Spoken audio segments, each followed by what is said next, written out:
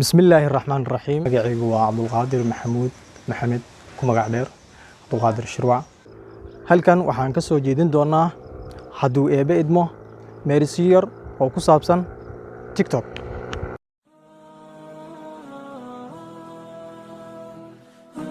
hablihii lagu dhiiran jiray maalkana laga dhiibi jiray sharafta lagu dheehan jiray kalgacayl lagu dhowri jiray TikTok baa dhaxal u yeeshay dharkii bay wada dhigteen dhaqankii bay wada iloobeen dhexdoon bay wada luxayaan hablow isku dhaama sidan adduun waa raara kooban dadkii idin dhalay xushmeeya aayaha noloshiina